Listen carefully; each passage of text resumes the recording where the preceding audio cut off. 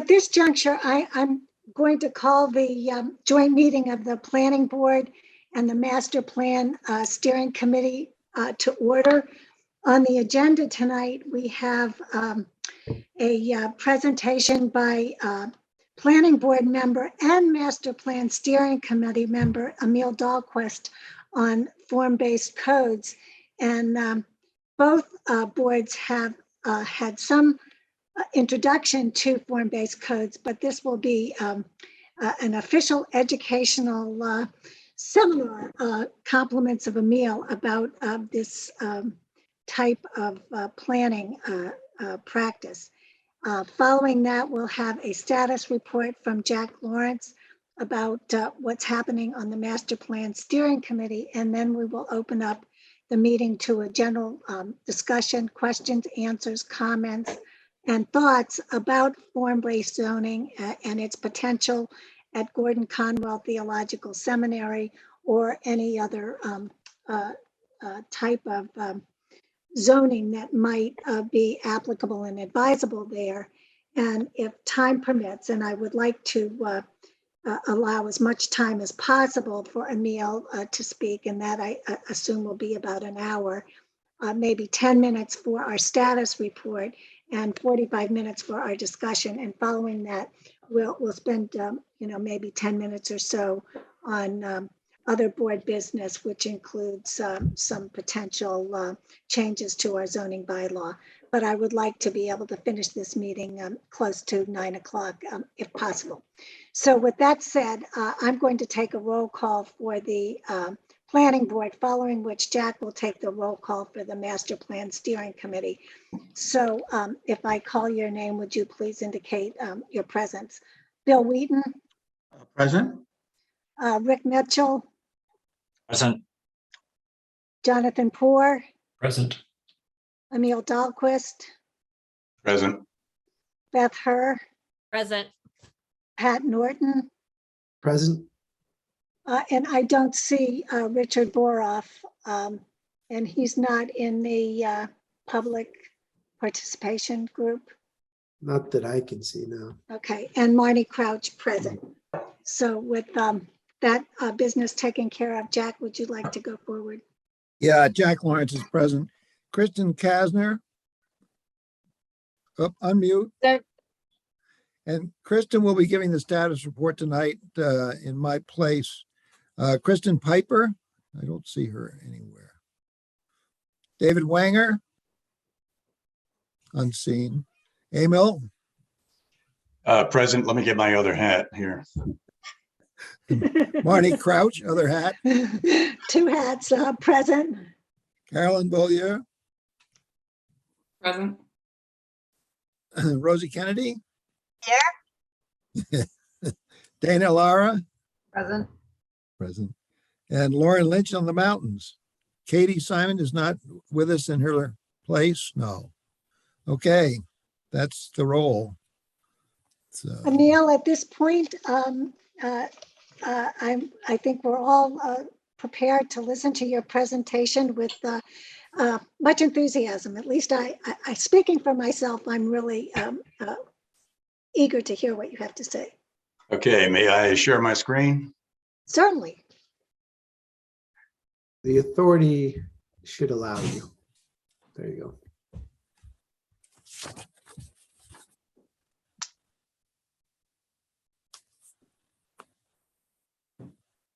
Okay. Well, thank you all for coming. This is a pleasure for me. This is I had the opportunity to be involved in a couple of form-based code decisions in different places, different towns. So I'm happy to share what information I learned, and I hope it's meaningful to some people. The issue we have now in Hamilton, Hamilton is an established community that already has appearance, function, character. So the challenge for us, I think, at this stage is just as our predecessors made good decisions about the town, I think it's up to us, or our actions will shape the Hamilton of tomorrow. So in evaluating our direction for the next decade or two, we have to ask ourselves, will our town be recognizable in 20 or 30 years? And will we secure our identity and build places we really care about? And in what ways can we manage our future. So this is sort of the general topic of where we're headed this evening. I'm going to try to keep it to 45 minutes if I can. The contents of this discussion, we're going to talk about the regulating mechanisms that exist. We're going to introduce form-based codes as an option. We're going to talk about some case studies, Simsbury, touch on Cape Cod, Littleton, Mass. Talk about different approaches and the pros and cons of form-based codes.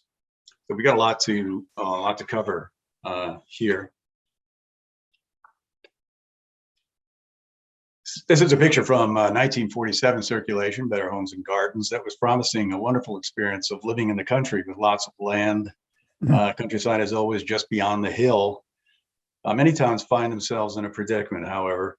Residents can all seem to agree on the type of place they enjoy visiting and vacationing, such as the pastoral countryside or Nantucket, but we tend to build something quite different. And why is that? So sometimes you think that regulation promised this from the Better Homes. Regulation often delivered this, and the sprawl picture is there. And it just begs the question, if we know what we want, why don't we get what we ask for? And when you really think about it, what it comes down to is that we will get what our codes give us. That is the answer to the question. And that's why the form-based code, I believe, is going to be a good direction for Hamilton. Basic regulating mechanisms are three. There's form. Form is buildings, size, shape, location. Use density is self-explanatory, I think. And management. Management typically in issues like how late will the restaurant be open, or those sorts of things. Those are just sort of regular issues that most towns have to deal with. The the challenge that we have is to balance these regulating mechanisms to address place-related concerns. Today's regulating mechanisms, which is I'll call conventional zoning, which actually is also called Euclidean zoning, not after the Greek author of geometry or founder of geometry, but Euclid, Ohio, of all things. They got into a contest at the Supreme Court, and they were pushing for separated use status in their new zoning laws. And this came about in the mid-20s. It was following the First World War. And the country was growing. They needed ways to grow in a way that was meaningful to the people. And it was decided based on conditions that existed 100 years ago, that separation of uses. For example, let's put the residential over here, let's move the industrial over there, and so forth. So the decision was made to separate all our uses, including commercial and even open space, for example. So what we have now is an overabundance of use density in our regulations. We have management, and if you look to the lower right, you see one little box called form. Form there is not given a lot of, there is, for example, height, and there is setback off a street line, those sorts of things, but it's pretty basic. A typical zoning regulation looks like this. There's an accompanying map and a text. So the map on the left is color coded. You can look easily, and this is not Hamilton, obviously, but you can look and see where the various zones are. And it gets fairly complicated. And then each one of these is sort of, you go through then separate regulations for each one of the zones. I think we're all familiar with that now, but this is a typical zoning document.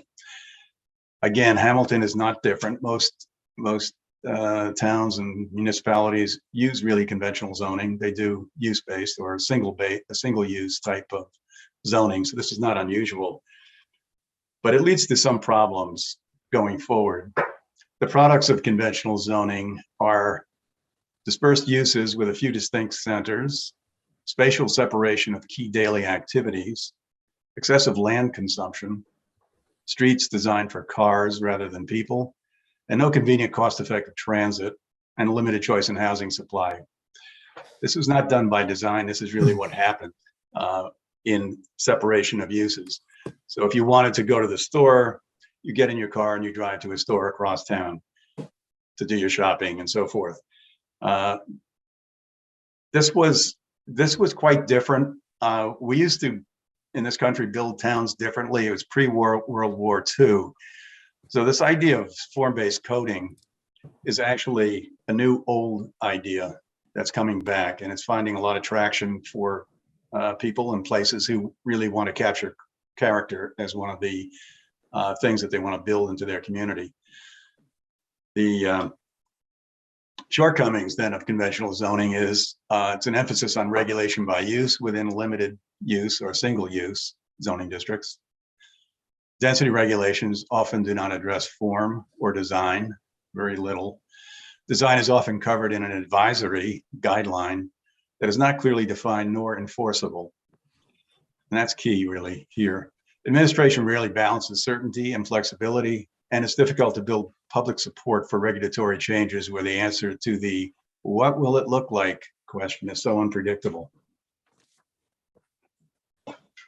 I came across something, and I was searching through looking for graphics on the transect, which I'm not going to cover tonight. That's a whole separate conversation. But I came across this series of sketches by a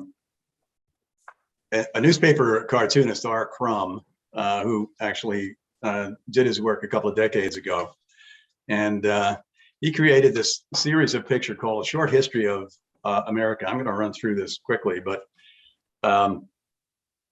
see if any of this looks familiar. So it begins with an open field, a few deer in the distance right here, some birds in the sky.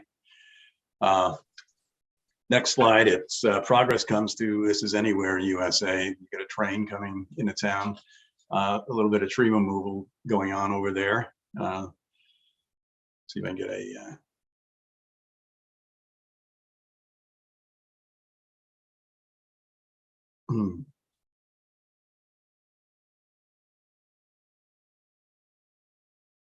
next slide, you have, along with the transportation and goods, this place attracts a settler, new houses built on this dirt road.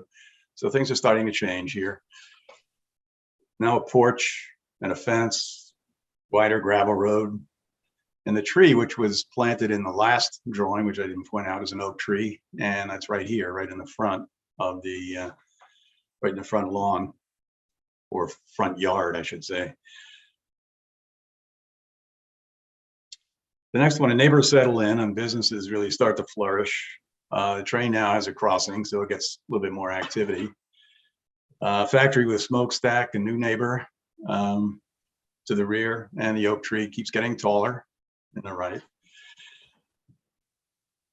The home is now a small business, and the trolley is electrified. That's electrified from overhead, is now on the road system.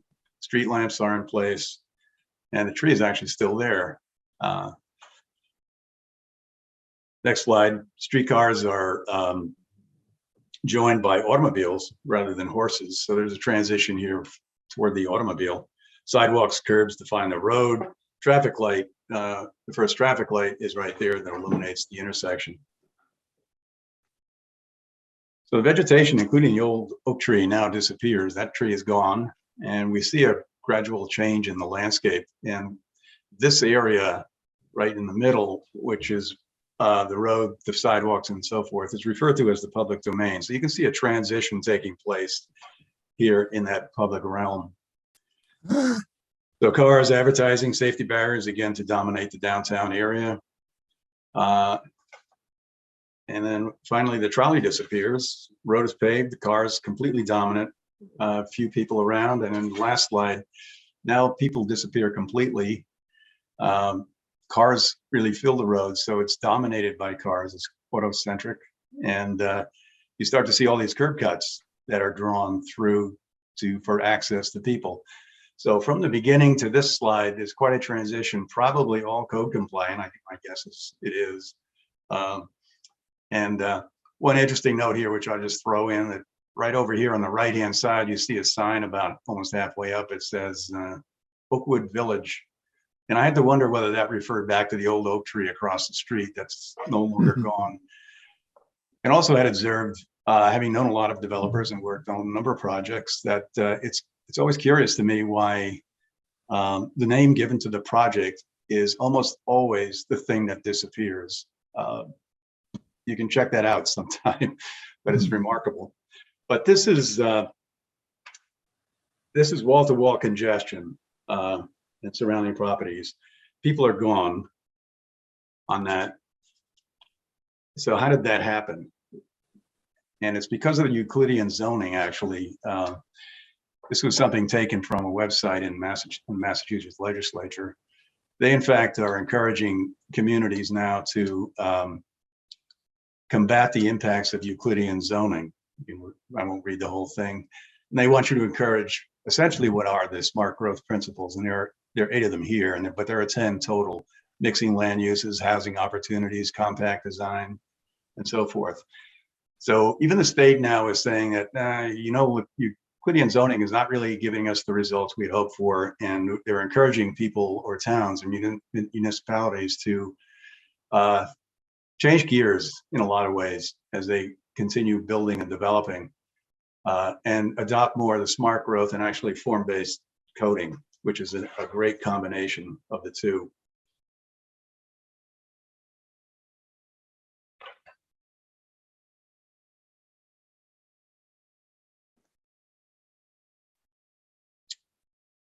This is a picture you're probably all familiar with, the Boston Massacre. It's a tongue-in-cheek portrayal of the norm for the development review process. This might look familiar to some planning board members these days, but whatever it's called, it's a planned collision under our current framework. Interestingly, the developers identify with the people on the left getting slaughtered by the homeowners group on the right. And the local patriots feel the other way around, saying the developers unveil these horrid schemes on them and they're slaughtering the citizens. Again, curiosity, how they both associate with those on the losing side. So something's fundamentally wrong. It's adversarial, it's time consuming and expensive for all parties. And it's time to change. So let's look more deeply into this process. So if the current regulatory mechanism is the one on the top, those 3, use density, management, form, in that word cloud formation where the size of the box is consistent with the amount of uses or percentage of use in the zoning code. A form-based code rebalances that related concerns. So the bottom is actually what is emphasized in form-based codes. The form is the dominant feature. Management is management. And use density, still very important in codes, is given less attention, as you can see on the right. This probably, if you remember one thing in this presentation, this is probably the thing you hopefully take away from that. So what are the advantages then of form-based code? Well, it emphasizes what happens between and on building facades, the public realm, not what happens behind the front door. It provides predictable built results, high quality public realm, physical form as the organizing principle for regulating. Again, that word public realm, this is very key because it is about buildings, streets, sidewalks, street furniture, landscaping. All of those things are part of the realm. Though the private property is developed the way the private party wants to develop it to a large extent. Form-based codes are concerned with, well, how does that address the public realm? And it provides a code for that. So this is a really important aspect to form-based coding. So the principles are 4, public, and so it's rooted in a public process. That's important. These codes are really built by the public. They're contextual. They're calibrated to local conditions like climate, history, and market. They're positive. They state what the community wants from the built environment, not just what is prohibitive. And form over function. Greater emphasis placed on built form than on use or density. So what is form actually? And I touched on it before. Well, it's the buildings, locations, setbacks, open space, and so forth. So you can look at this particular building on the left, upper left, and it's there are characteristics about that that are important. How far it's set back off the street, the size, the mass, the roof pitches, the articulation on the roof, which are dormers, the facade details, the box bays that come out. All of those things are part of form that are regulated. This is the public realm. And again, it's sidewalks, widths, materials, patterns, open space, areas between the buildings, courtyards where people intermingle and gather for just communal get-togethers, street fixtures, benches, fences, street lamps, landscape, street trees, shrubs, and lawns. So this public realm is not something to be slighted and is not addressed at all in current codes. Finally, streets, which is the other part of it, size, the travel lanes, width, length, materials, and so forth. The patterns, are they a network, straight or curvilinear? And curves, well, are they stone or cast or swales? And this becomes important as you start to fill out some of the detail as to where this project is located.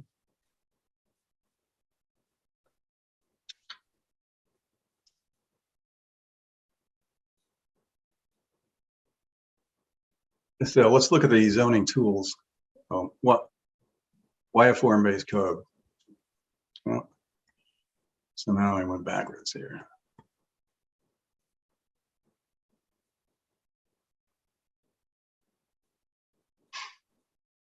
So let's look at a comparison of the regulatory documents. On the left is the Euclidean zoning. It's a reactive process. It's a proscriptive code that says this is what we don't want you to do. And then it micromanages use, like there, and this one has beauty parlors, cleaners, cocktail lounges, comfort stations. And then it tells you what you can't have there. So they micromanage uses in generally a single use district, which makes no sense at all. And the form-based codes on the right, very graphic, so it's much more vibrant, exciting, and much easier to read for everybody, the person who's trying to interpret it, and the people who are trying to follow it and build something. Now, this is a proactive process, this form-based, it's prescriptive. It is created by the residents of the town through a provisioning process. And the town decides what it wants, and they write a prescriptive code to get you to that place. So why a form-based code?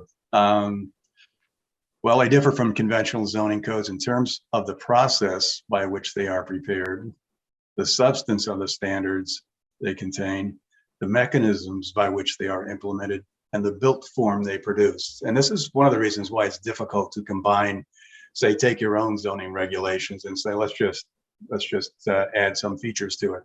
Because it turns everything in a different direction and a different emphasis, it's very hard to meld this type of code with a standard code. I won't read all of these, but these are differences between traditional and form-based codes. Some of this we covered already, and the form-based code on the right defines the basic building block as a neighborhood, district, and corridor, de-emphasizes land use in favor of building form and type, emphasizes mixed use and a mixture of housing types, provides greater attention to the streetscape and design of the public realm, and includes a design-focused public participation process. That's critical because when it comes to implementing a zoning code, you really do need the public behind you, because they're going to show up at a town meeting and they're going to voice their opinion. If they are part of the process, if they are engaged and help provide all the information to get you there, then they're more apt to get behind this 100%. So why a form-based code? Well, they have the potential to change human habitat substantially by providing communities with a tool that can help reinforce their local character and culture. Again, this is not captured in conventional zoning. It revitalizes and encourages reinvestment in historic neighborhoods and town centers, and promotes the creation of compact, walkable neighborhoods. So these are two drawings from a charrette. We'll get into that in a minute here. So what are the tools for both traditional zoning and form-based? Again, this is traditional on the left, uses in single-use areas, setbacks and max heights, open space, parking, subdivision standards, density, site plan review, and special permits. So that's your toolkit right there for traditional zoning. There's nothing in there that has any kind of subtlety to it in terms of capturing some of the things that people really like about the places they live. Form-based code, on the other hand, on the right, There's a regulating plan very similar to the zoning map, which we'll get into in a minute. Open space standards, there are street standards, open space standards, and private open space standards. Functional design standards, building form standards, administrative process, and optionally architectural standards for an area. So it's quite a different array of tools that you're using. So hopefully you can start to see why things would look differently. Form-based codes can also play an important role in promoting sustainable planning practices by supporting and regulating development patterns that respond to global climate change and destruction of our environment. This is a very good way to kind of introduce resiliency, sustainability into your codes in a way that will respond to some of the conditions we're starting to see on a wide scale basis. Another sketch here, this is a little graphic again that explains the differences. On the left, this where it says R40, it's existing zoning, use-based, only a few dimensional standards like minimum setbacks and maximum height. So that states what you don't want in the code. That's prescriptive. It's reactive to individual development proposals. It's a reaction to, so the town has to react to a developer's project. That's what I'm getting at. On the right-hand side, it's the form-based code. It states what you do want in your community. It's proactive because it's community visioning. And the difference on these two, and I can talk about a little bit here, is that the development review on the left-hand side for existing zoning comes at the end of the project. The developer has gone through all the preliminary steps, the pre-app, going through the application, explaining the project and so forth. And in the end, there's a decision by the local, say, planning board in this case. So that decision is at the end. The difference with the form-based is all the work is put in at the outset, at the beginning.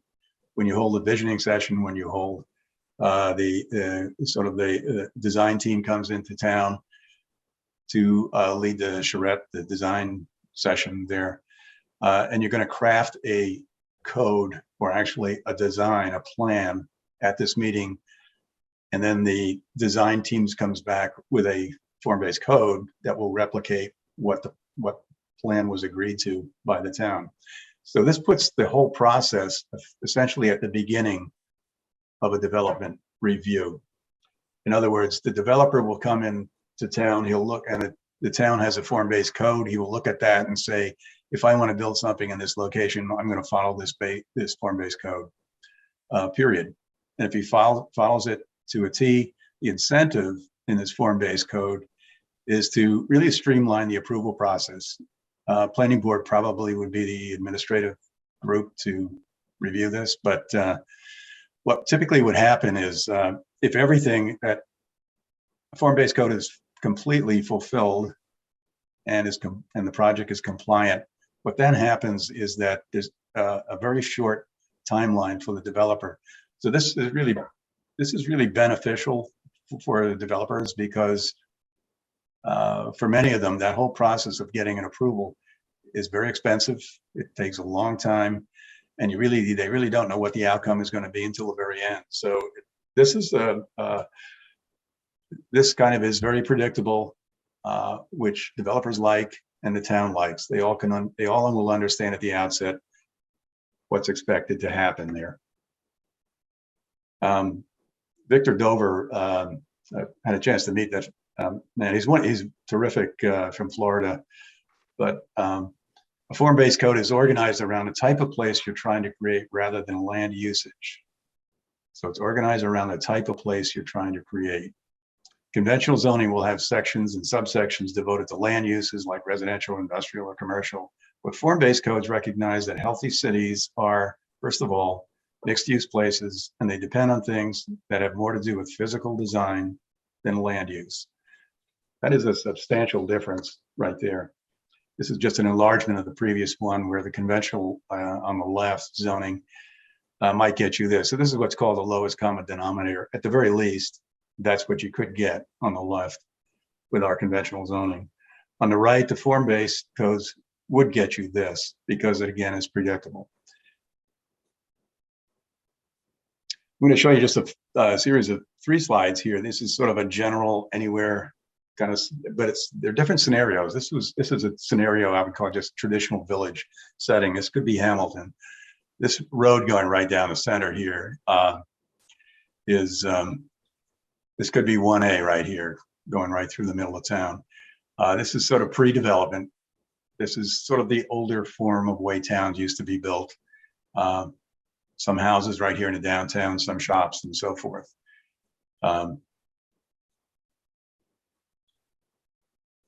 So if that were to be developed in a conventional manner, this probably would be the result.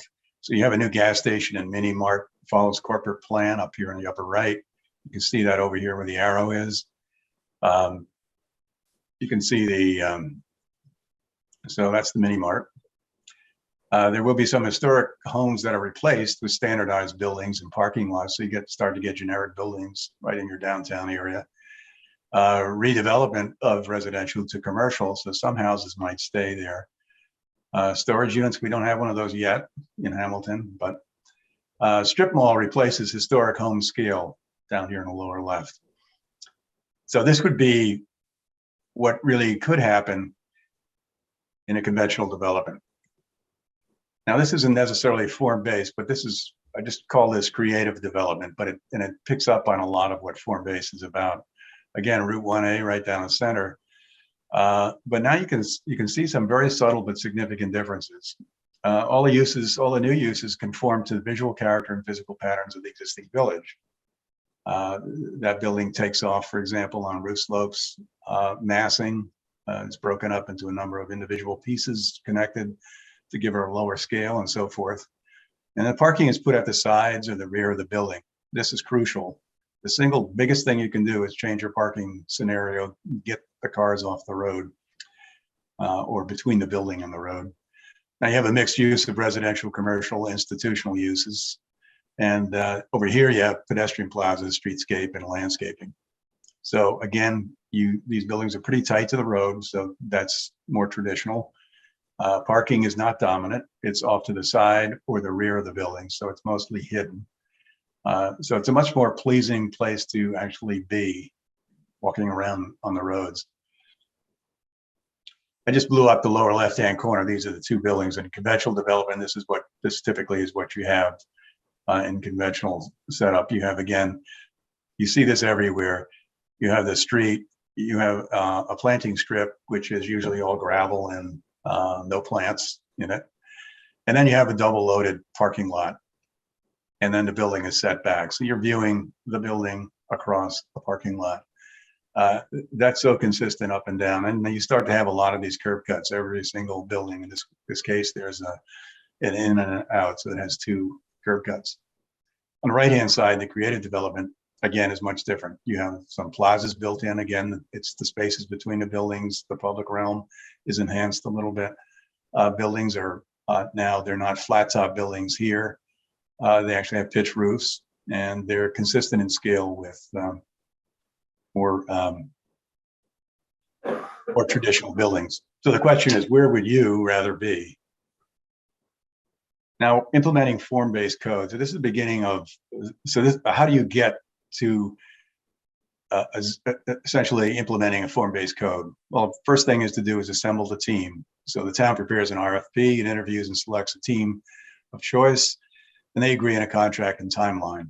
Number 2, begin the visioning. That's the charrette process. Now, those who attended the November master plan charrette might remember some of what happened there.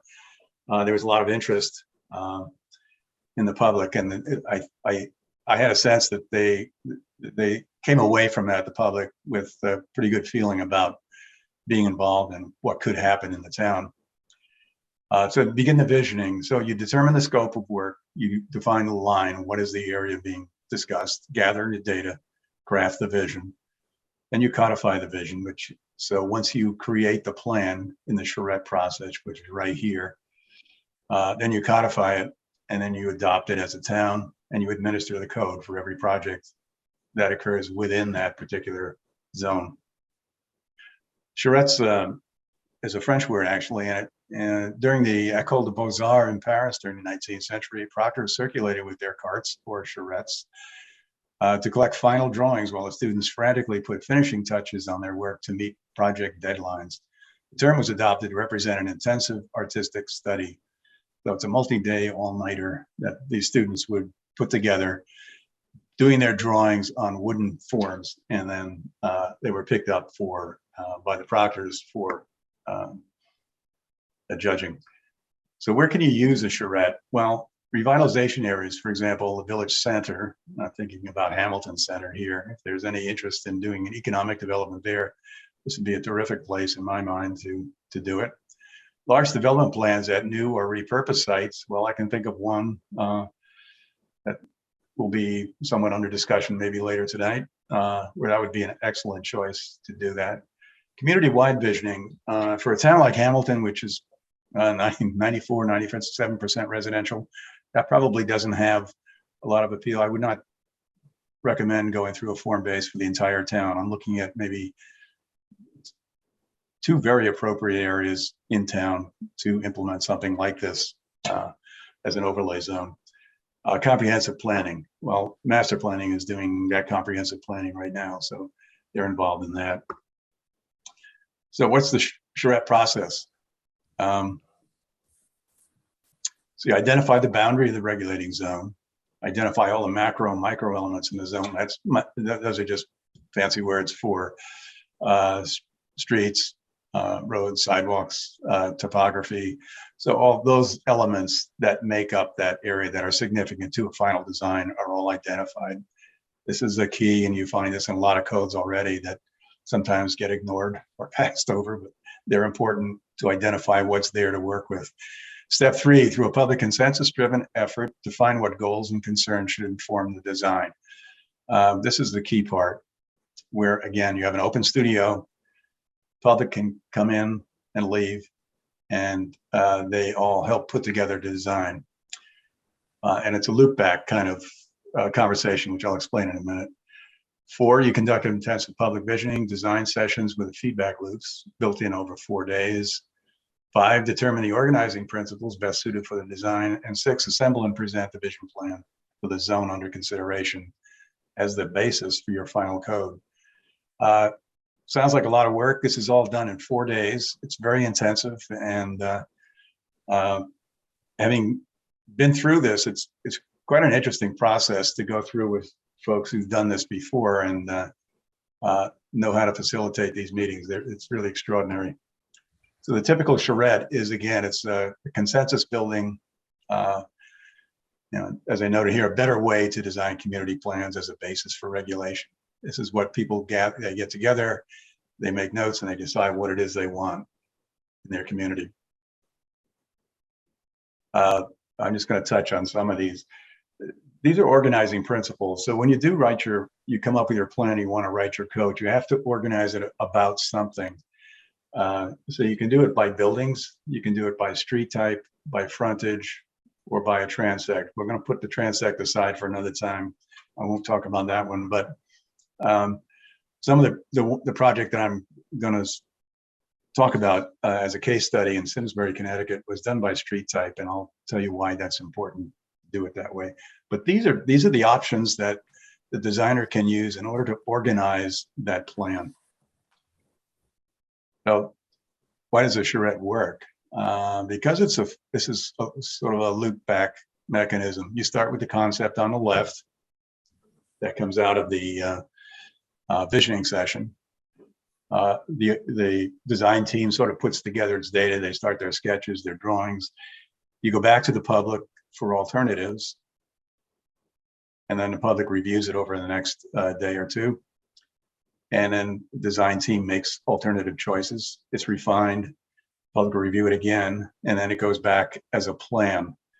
So the public has had 3 opportunities to participate, to determine whether or not their ideas were listened to, and or whether there's some correction that needs to take place. The case study I want to talk to you about is the one I was involved in as a resident of Simsbury, Connecticut.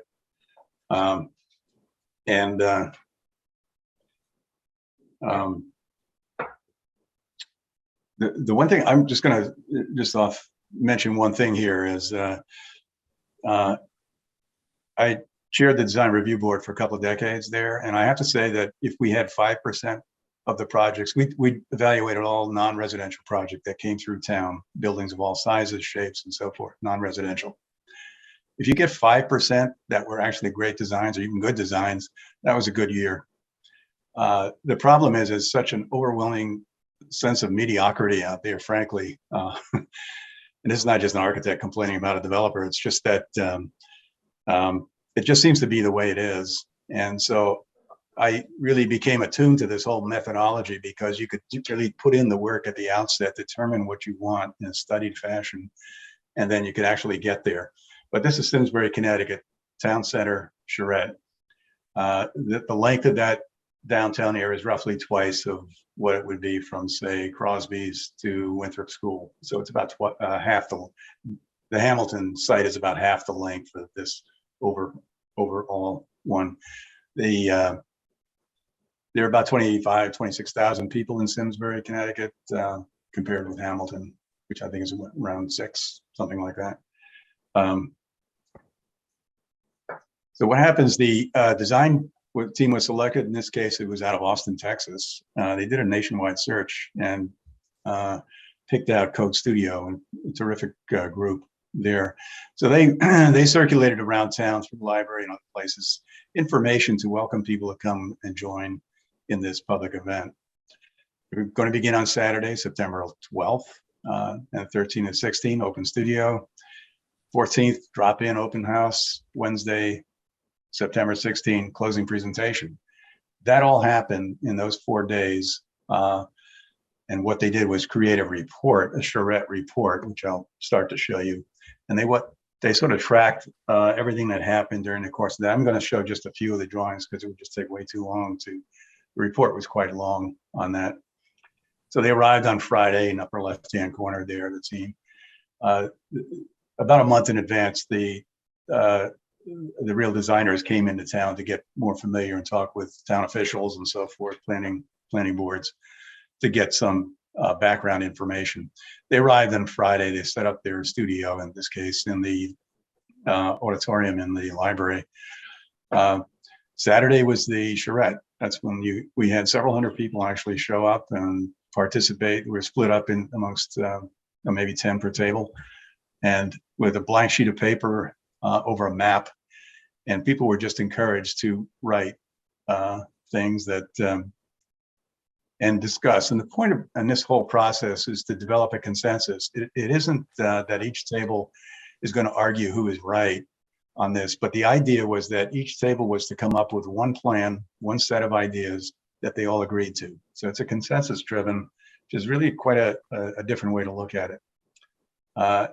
The design team worked all night getting their plans developed. Monday, Tuesday, you can see the plans started to shape up toward the middle there, and then the final presentation. And one remarkable thing at the final presentation, when everything was done, there was a standing ovation for the design team. I've never seen that before. That people were so happy with the results. They were really behind this 100%. That on the left, this is a typical sheet that was filled in, improved cross connections, pedestrians. Hot Meadow is the name of the street, small scale village character, those sorts of things. And on the right, there are a couple of cards that were distributed, and people were asked about their town center. What is it to you now? And the top one says Sims boring. And then in the future, a well-balanced town for everybody. Card number 2 said, town is lame right now, but it's going to be fantastical, and so forth. So it's pretty clever. The thing about the design process here, this is not classical music. This is jazz. It's a give and take. It's a fluid dynamic that takes place. People are all engaged in this, so it's really a wonderful process. These are some of the issues that came up. Housing, of course, crossings and connections, pedestrian activities, pedestrians and bikes, character and preservation, wayfinding. All of these are would be sort of familiar topics here in town as well. The conceptual framework, again, this is still the Charette report. This is the area under evaluation, and there it's all keyed, showing the main thoroughfares and so forth. They looked at the topography on the site. They're looking at the natural features, open space, water, floodplain, existing street network, primary local streets, secondary streets, and so forth, and existing land use plan, business, office, industrial. What's remarkable here is that there is just about zero residential in a downtown area, which is extraordinary. Current zoning there. And then these are building footprints. These are all the buildings in the downtown area that were identified on the local mapping, the GIS mapping. Here, this is an economic snapshot. They looked at demographics, the residential numbers, retail, office, and they came up with conclusions. It says in the town center, there's no shortage of demand for housing, retail, and office space, but rather a lack of supply. The economic niche is that of an 18-hour boutique-focused mixed-use area with people living and working in a town center. Promote small buildings, distinctive design, upscale positioning, and so forth. I won't read the whole thing, but this was part of their, in this study, they had economic development experts who were part of this, who were up to speed on marketing or of retail development and needs, so they could assess that need in town. So the economic guiding principles there: retain historic character, slow traffic, redevelop one side of a underdeveloped main street, improve access between primary streets, improve parking, wayfinding, focus on form, not use, promote opportunities for mixed use and incomes, integrate new development for new residential community. They're going to build a new residential section in the downtown area and then embrace the natural environment. It was right next to wetlands area, floodplain area. And these are the design drawings that are just sketched out. This is the proposed street networks. And what they determined here, that it would be a street frontage organization on this. That solid red line right in the middle represents the main street. It's where most of the historical, there are about a dozen National State Register buildings on that street that are really magnificent buildings that are worthy of preservation. There was a bypass built right down here that was called Iron Horse Boulevard. So you could bypass if you wanted to get into Hartford, you head down this way to Hartford. But then there were a number of cross streets.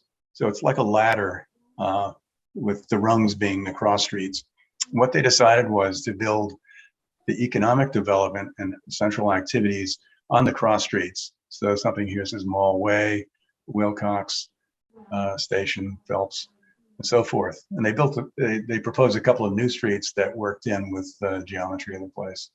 Kind of interesting. And then to focus the residential along Iron Horse with a view across an open meadow on the opposite side here, like sort of a parkway style development, really kind of neat.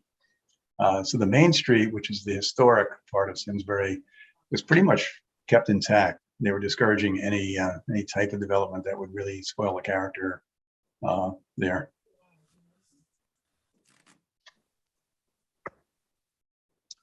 Then it came up with a proposed land use plan, buildings to be protected. So they identified all of the major buildings that had historic value or importance to the community, were identified as the solid black buildings here. Those are protected. They are to remain in perpetuity. The other buildings are sort of at play based on whatever the developer is trying to build there. They were cross sections on the streets. So here they established travel lanes, parking, tree lawns, multi-use paths, and so forth. So the street development is very important there. The design took shape like this. The southern end was at the entrance to the downtown area. You can see all of the buildings. This is imagined. But they're all laid out so they would work out in a design form or fashion. That's the middle of the downtown area, and then the north end of the downtown area. So you get a sense of the design. They also had experts with computer aided work, design work. And they would come in and do a sequence of shots. In this case, 1, 2, 3, 4, and starting with the existing conditions in the upper left and so forth, and proceeding to the final lower right, the build out eventually down the line. So this is proposed over some length of time, not to be determined. The idea being that everything will not be done at once, but you can develop it over a number of years. But you follow the code, so you can predict what the outcome is going to be. So this was the existing condition at the Wilcox Iron Horse intersection, and that would be the after the build out. But again, buildings close to the streets, that's important for city village settings. This is the Main Street, Hop Meadow, looking south. And now you have the street trees in, sidewalks. Sidewalks are already in right now, and the lanterns are all in. But now you have more buildings, and again, this is the public realm. And again, just think about where would you rather walk, in this one or the previous? Station Street, looking down at a hardware store at the end. And again, how it could look there. Very pleasant, shaded, a nice place to be and spend your time. So the master plan, this is the final illustrative master plan. So at this stage, that plan that you see right there gets taken back, and they develop the regulating plan and actually the form-based code. So this is the regulating plan, which organizes everything by street frontages. And it contains all the information. I'm not going to go into a lot of detail here, but I'll go through it pretty quickly. But you can see it's quite extensive: street frontage type, street setback lines, parking setback, buildable area, and so forth. They're all established in code form there and in color form. Summary of frontage requirements. So you have, for a lot, you have placement, parking location, open space, and so forth.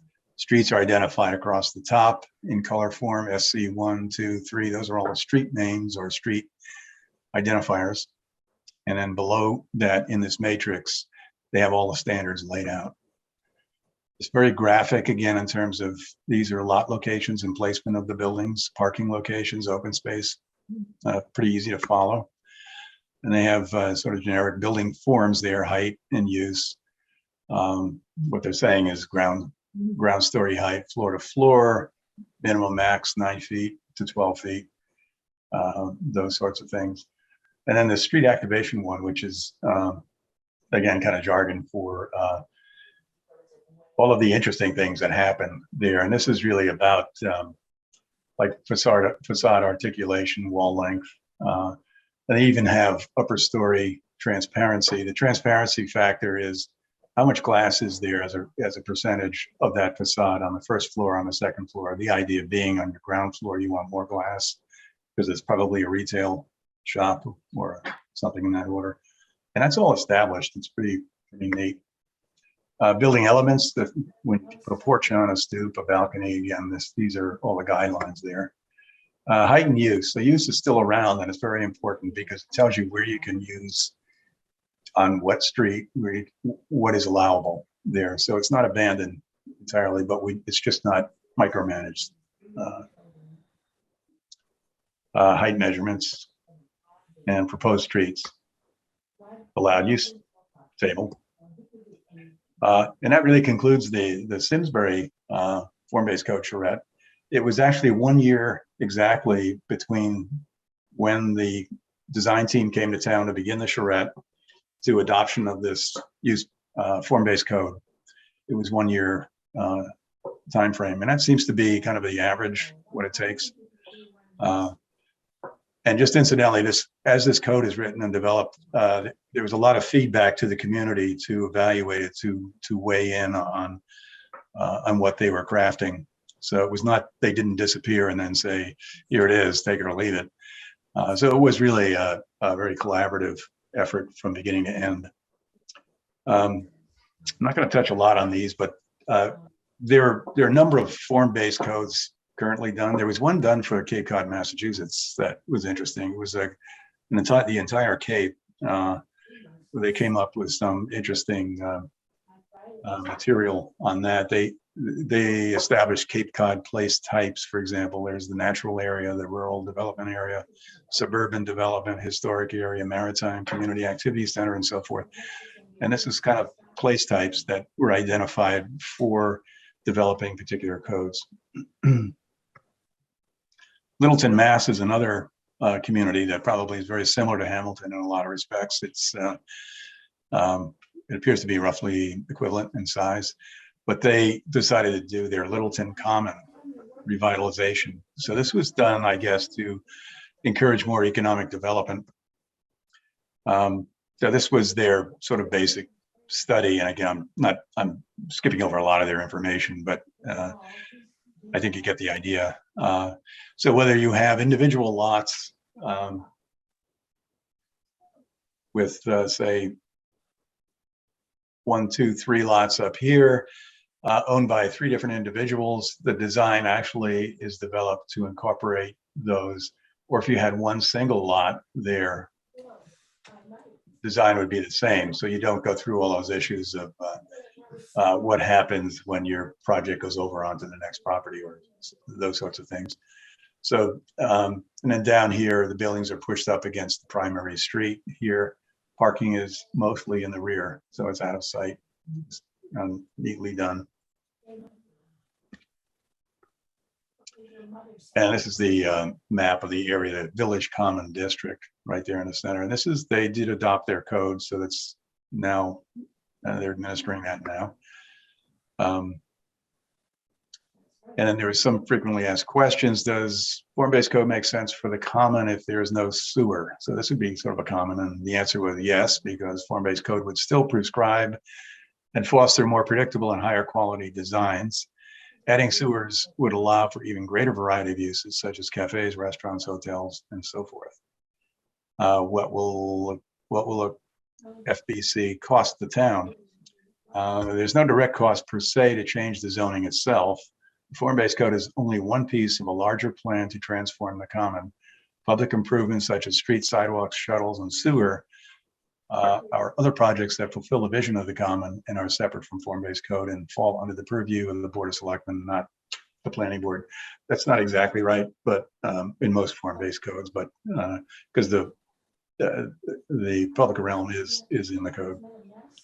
Are developers interested in redeveloping using form-based code in the farmhouse design? Littleton decided to use their farmhouses in their area as their standard. So it is a building-based type of code that they're using. But the answer was, are developers interested? Yes, Northern Bank is in the design phase, working with form-based codes. Redevelopment is ultimately dependent on private interest, land value, and construction cost. As such, the full build out of the common could take decades. This was another interesting one, which I'm going to go skip through this quickly. This was the Hartford and Simsbury, Connecticut. Touched on this, I think, with the master plan committee. This is one where the largest taxpayer in town, the Hartford Insurance Company, had a 600,000 square foot building in Simsbury on 170 acres. And through reorganization, they had decided to leave the town and redistribute their people into different areas. So they had to deal with this 170 acre piece of property in a way that respected the town. They were aware, obviously, that they were the biggest taxpayer and that this is going to be a difficult thing for the town to absorb until there was a new buyer and a new use put on the site. So the Hartford and Simsbury, because the town was involved in 4 different charrettes, and I had the privilege of being part of all 4 and intimately involved in all of them. But so we took on this project with the Hartford as a partnership. And the idea was they wanted the town to tell them what the town would like to see there and write a form-based code for it, so that it would make the sale of their property more beneficial. They would get a higher and better use out of it and still respect what the town had done for them in the previous years. So it was quite a generous gesture on their part.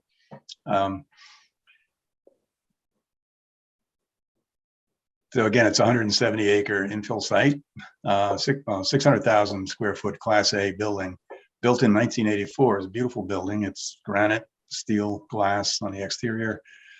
Magnificent building on the Farmington River. Wonderful site, screened from the main road.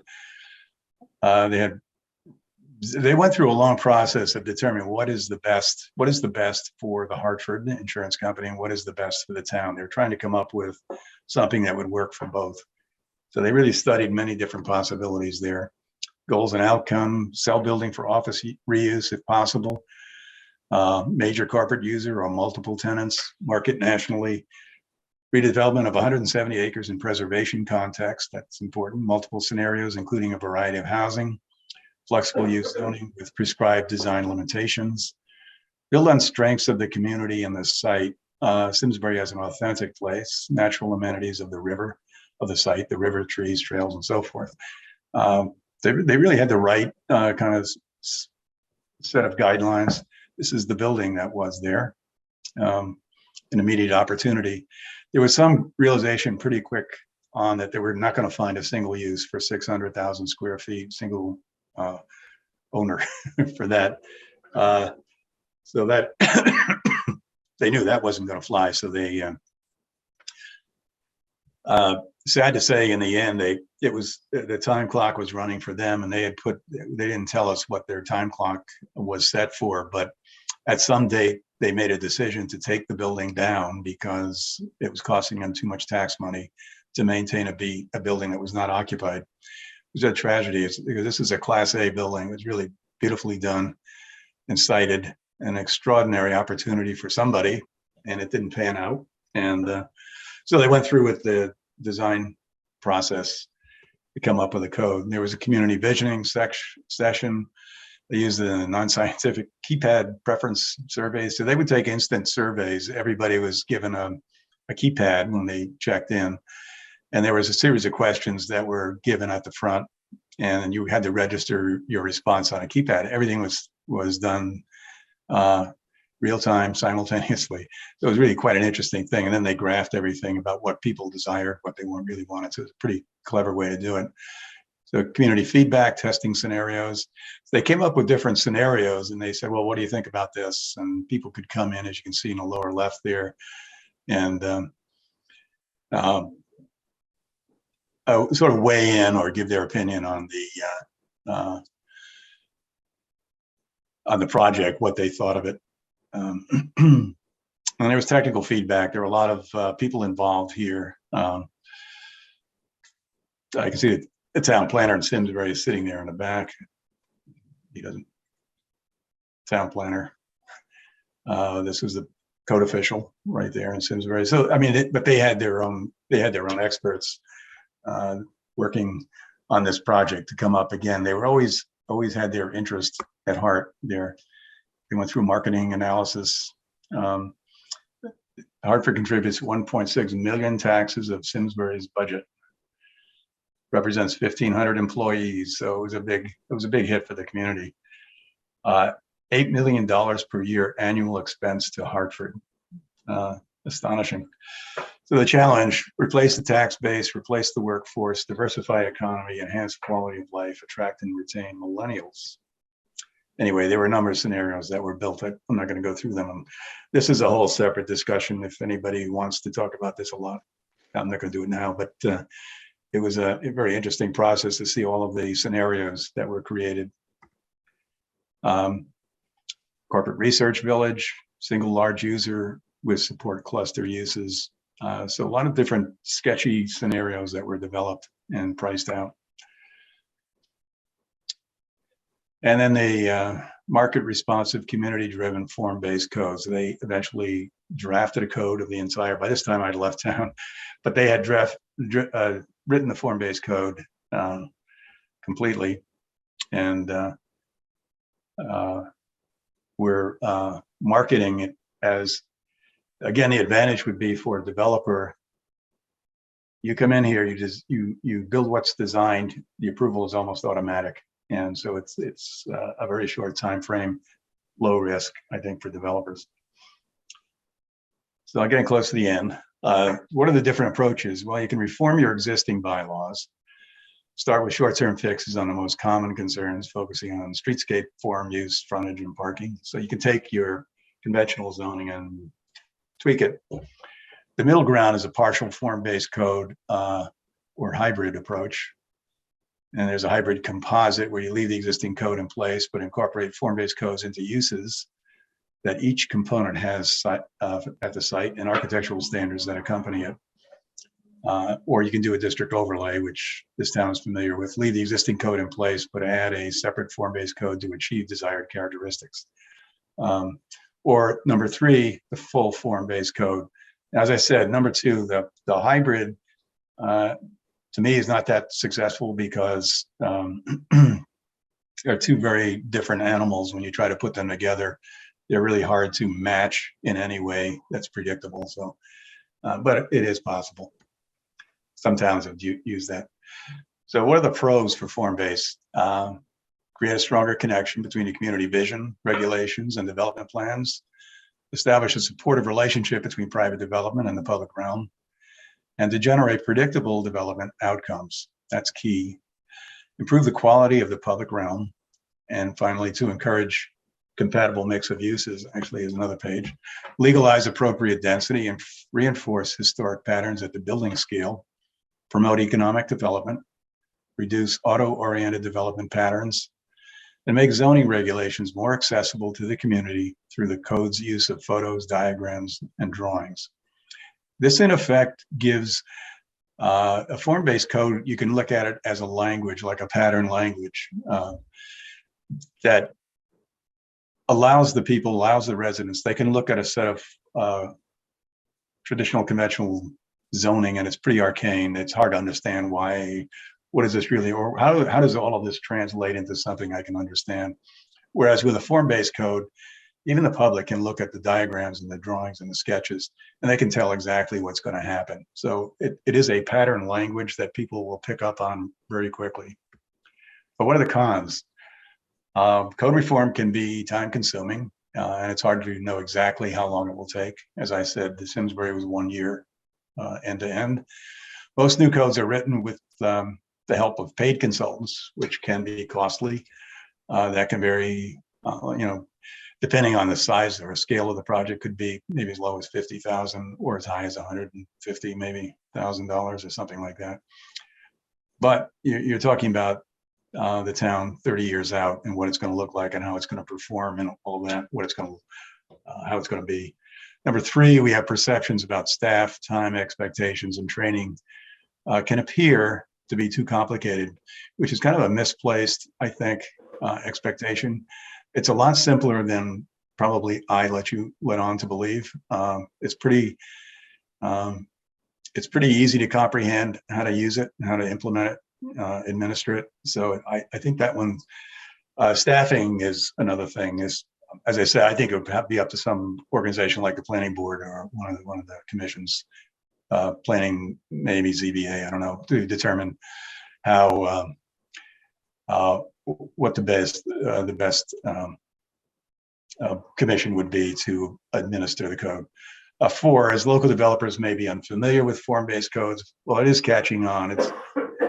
You can actually Google how many form-based codes are in New England, and you're going to find quite a long list at this stage. I know I only touched on a couple, but I know a few more in Connecticut, and Dover, New Hampshire is one, Southfield, I think, in Massachusetts, and several other communities, a Harvard community. And number 5 in the cons, as community vision changes, the code will need to be recalibrated. Again, I think this is a benefit of the code, is that it can be recalibrated pretty easily without going through a long time consuming process. So I think it's actually a pro. 6 is opportunity to affect outcomes happens at the time of adoption, not the approvals process. This is what I suggested before, that the opportunity to, I'll say, affect the outcomes, you can approve or not approve it, happens at the time of adoption. In other words, at the time you adopt the code is when you're saying, this is what we want, and we're going to approve that if that's what you give us. And it's not at the approvals process or the end, which it is now. where you go through this long process, sometimes trial and error. The developer comes up with a final set of drawings, and you say yes or no, up or down. And then 7, public investment in infrastructure may be required to meet the public space standards set forth in the code. A little comment I picked up, Edward McMahon. Growth is inevitable and desirable, but destruction of the community character is not. The question is not whether your part of the world is going to change. The question is how. And last one is back to what next. So this is just the final comment. Towns rise or fall or decline over long periods of time, the result of incremental change involving thousands of decisions made by thousands of people. Rarely do events dramatically transform the physical appearance of the town overnight. Understanding this reality suggests 2 ideas. Number 1, all town decisions matter, from the smallest to the largest. And number 2, Hamilton would benefit guided by a set of fundamental principles to coalesce our residents and create a vision for the future.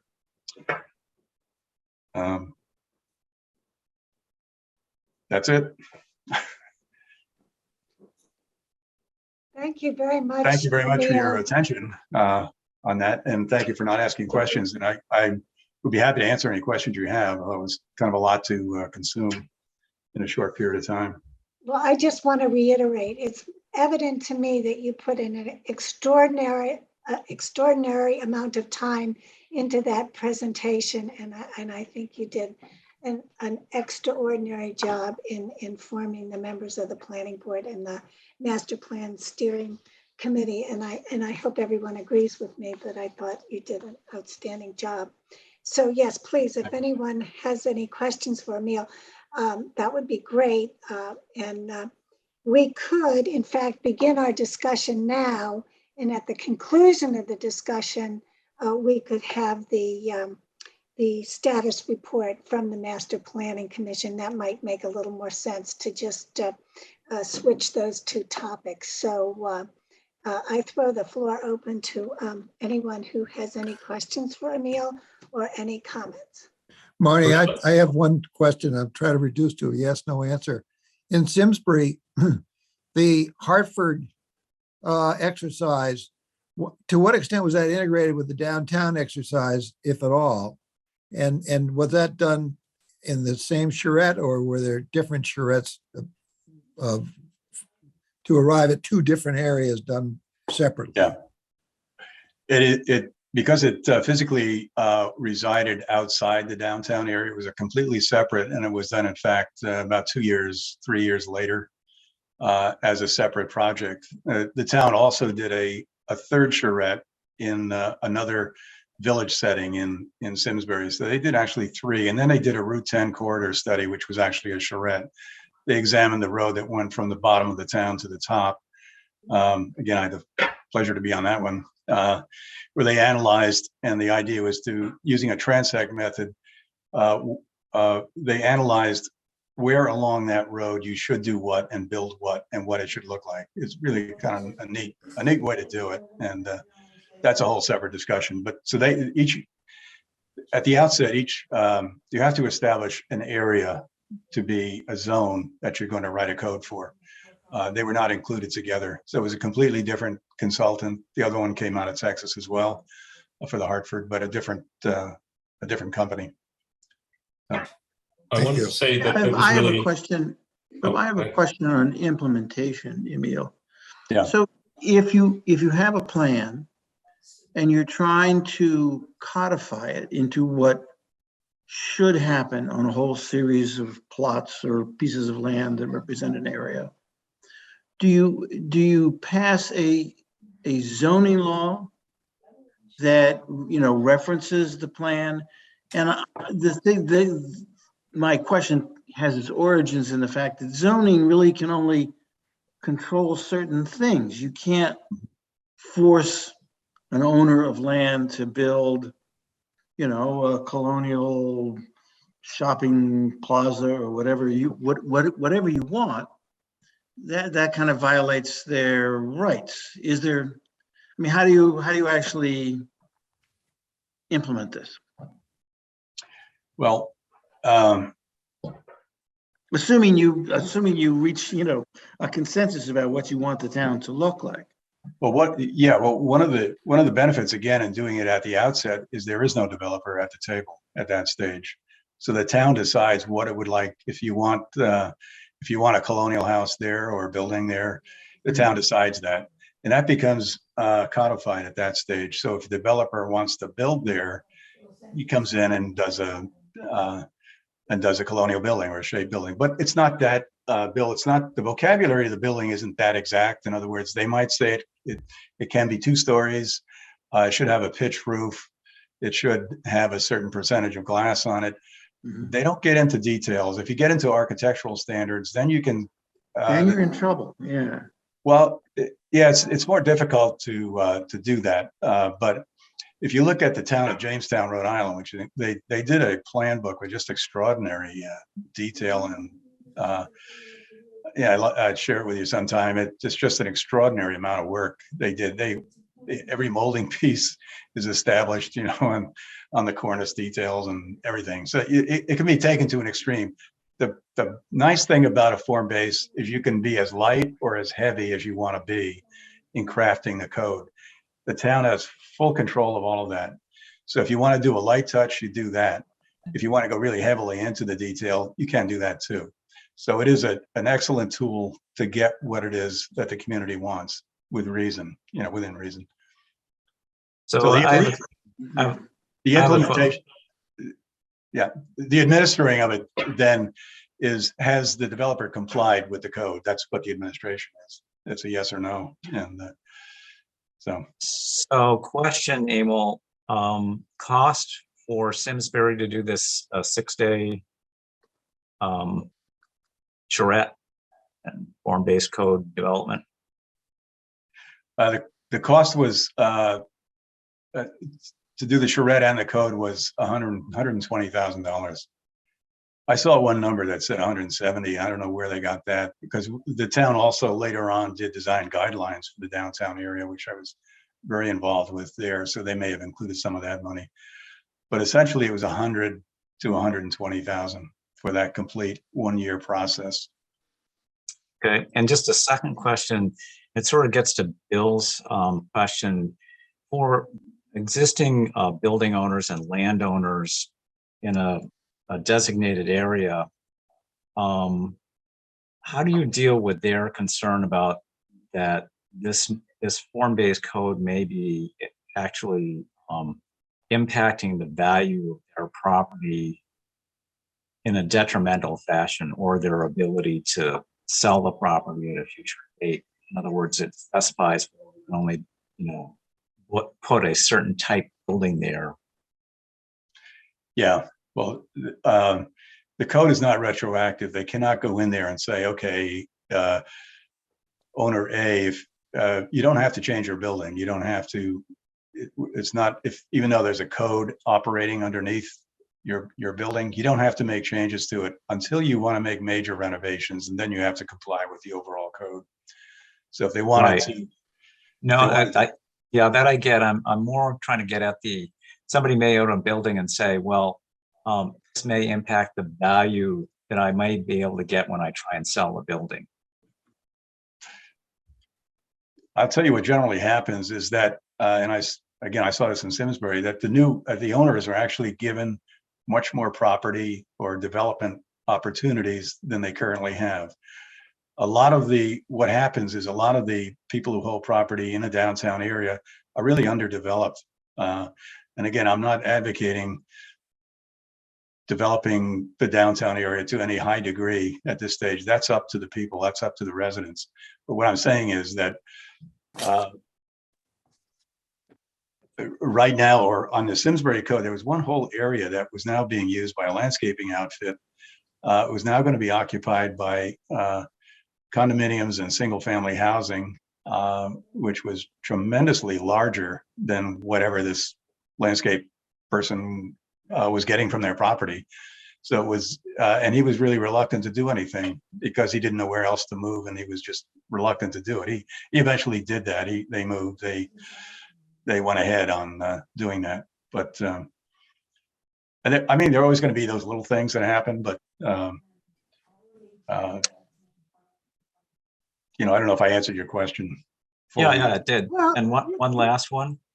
Do you have any recommendations as to where you think this should occur in Hamilton?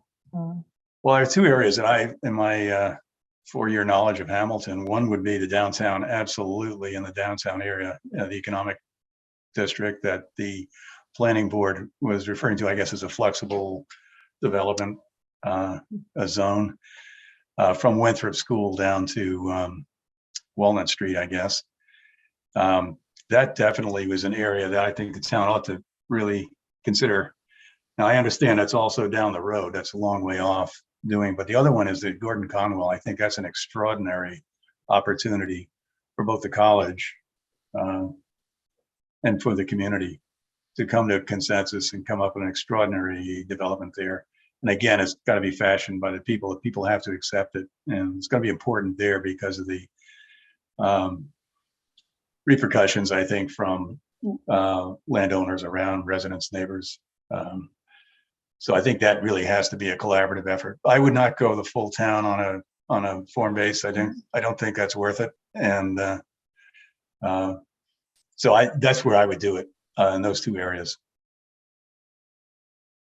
I Thank mean, you. the Gordon Conwell situation here obviously has a little bit of analogy to the Hartford situation. Yeah. In the sense of it's a commercial enterprise which is not in good Yeah. shape and may want to close down. I won't say that they are closing down. Well, it's certainly But worthy. once again, we could have a set of, a wonderful vision for that area. But if they have some buyer who wants to come along and do something totally different, Yeah. they're going to take whatever gives them the most money the soonest, and to heck with the plan.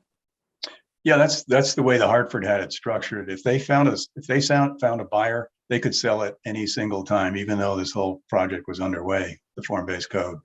So they had the right to sell their property if they found a buyer. So that was extraordinary. And so, yeah, I think the landowner holds that card, I think. But the benefits by coming up with a development plan already in place that would have a short approval time to me, it would be extraordinary for the Theological Center, Gordon Conwell Theological Center, if they were to do that, because they're going to gain acceptance by the local people. Most of it surely would have to go through a zone change. And if the zone did become a form-based code, then that would be, to their benefit too. The zone change is a big one, I think, for the community. And who Yeah, would pay? Excuse me, I just wanted to make an observation, and this was a bit to Rick's point. I mean, I understand that there's the potential,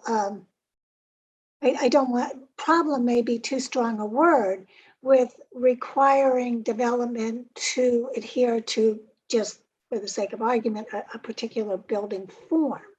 One could look at that as potentially taking away a right. But in exchange for that, a landowner would get the benefit of the ability to use the property in a fashion it might not already have. So that would be the advantage, and that actually might contribute more value than whatever potential cost or limitation in not being able to build an ugly flat roof building instead of a more attractive building in harmony with the environment. So would that observation be correct in your view, Emil? Yeah, the other thing to keep in mind is that the whole is more than the sum of the parts. And I think the important part is this: if all the landowners, everybody kind of is consistent in terms of how their property is developed, the town in general, which is actually designed from a holistic standpoint, it will be a much better and more profitable, more vibrant downtown area if it's all developed and people follow the same rules. in developing it. So there, I don't have any doubt that property value would not be diminished in any way. Well, just again, I want to just make one other observation, and that's Newburyport, Massachusetts. And Newburyport had the advantage of never actually being subject to much development because of economic circumstances. So now it's just an absolutely beautiful downtown. It's just remarkably attractive. And there was some downturn, I guess, during the recession, but now it's about as vibrant as you could get. Even with the pandemic, I mean, it's a wonderful place to go. And I don't know if anybody agrees with me, but just walking along and admiring the window box is a treat in and of itself. Just on that note, Marty, it probably, it's an older town. It was done pre-World War II. And, in a place like Newport, for example, you can't build that anymore. You might like Newport, downtown area, but it's a huge code violation. End to end, it's all a code violation. You can't do that again. So that's the problem with the zoning laws that were adopted. The problem is that they were developed in 1925, 26. It took 25 years before they started to circulate around the country because most communities adopted the same set of codes essentially because their neighbors were doing it. Then it took another 25 years to start filling out the code, building the projects.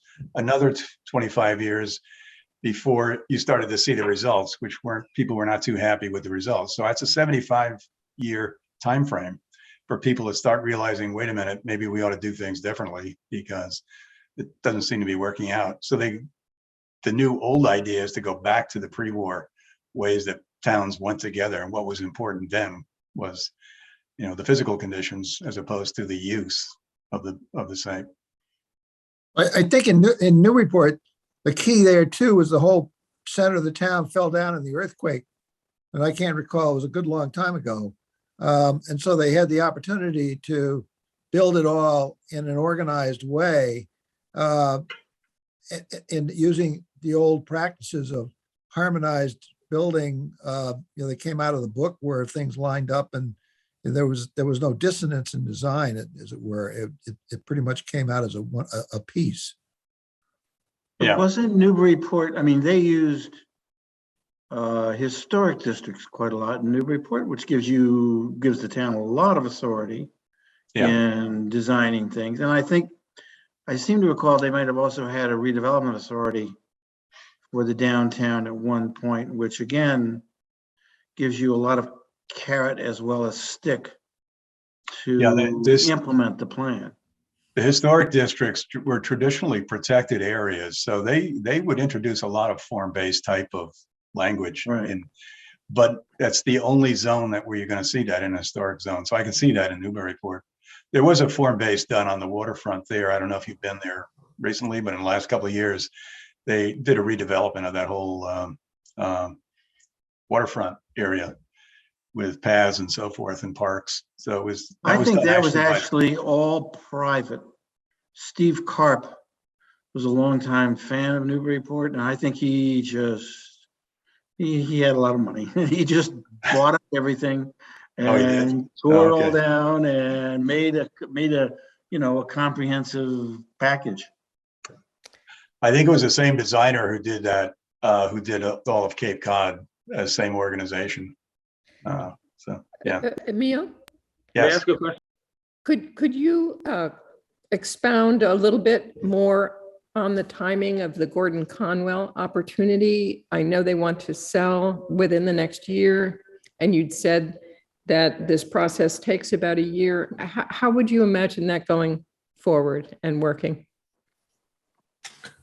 I'm not privy to any kind of the discussions at the Gordon Conwell Theological Seminary in terms of their time frame. I have no idea what their timing is, or I really don't have any knowledge about what they're going to do, the disposition of the property.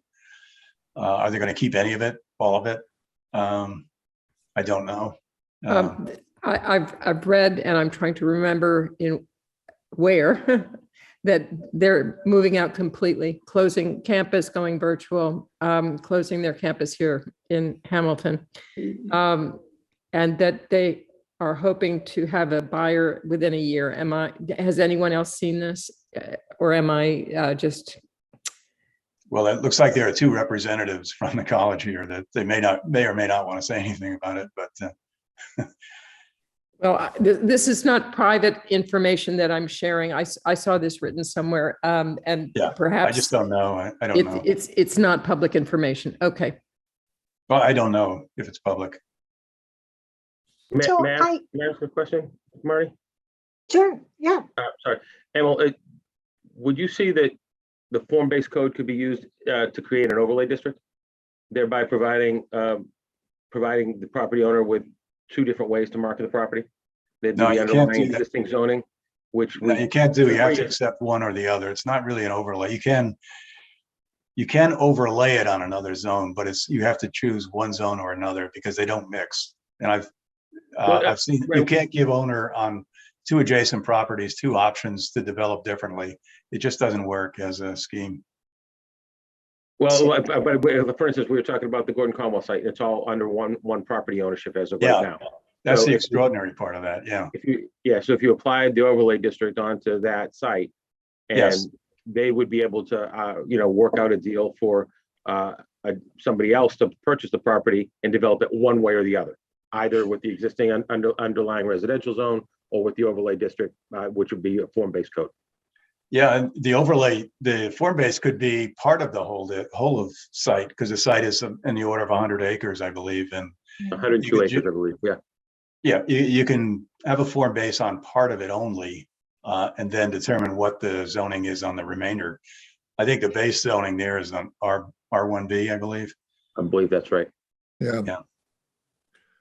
Marnie, do you want to get into that, or what would you like to do? Oh, yeah, we might as well. It's, it's flowing, and I know representatives of the seminary are here, and if you have comments or questions or want to tell, tell us what your thoughts are, I think everyone would appreciate that, but we respect whatever you'd like to do here tonight.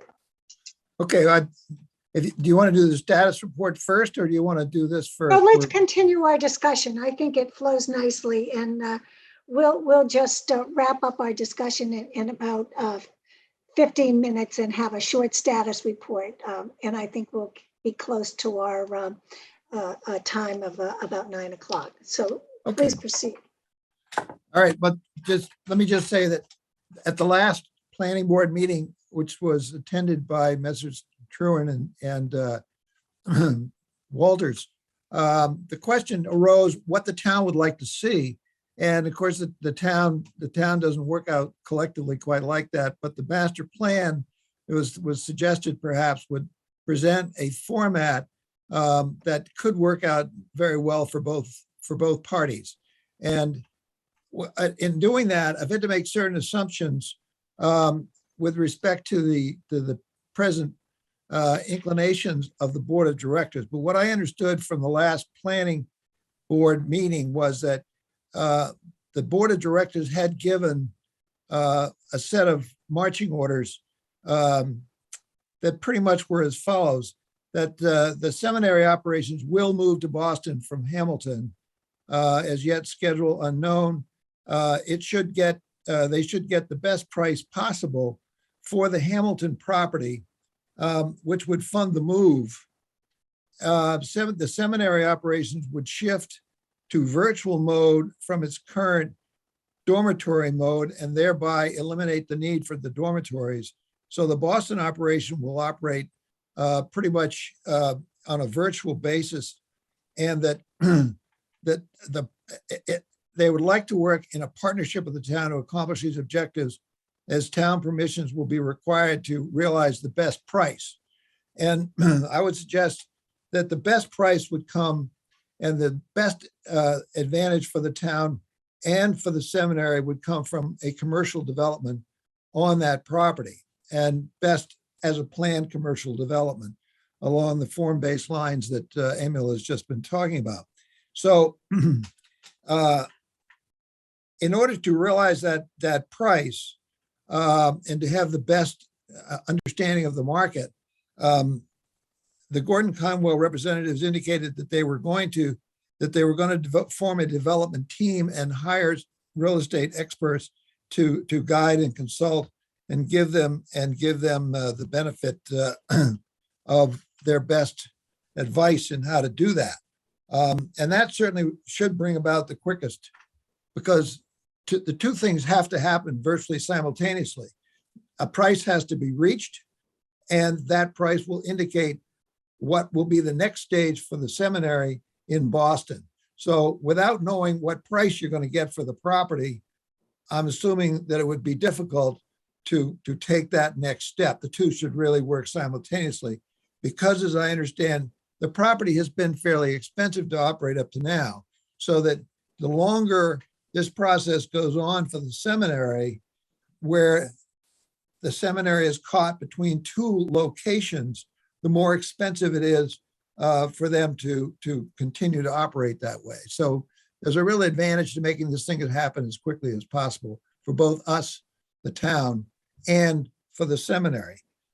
Likewise, Apologies, I hate to interrupt, Jack. Megan, can you let Sean Farrell back in? He's waiting in the public room. Yes, I can. Thank you.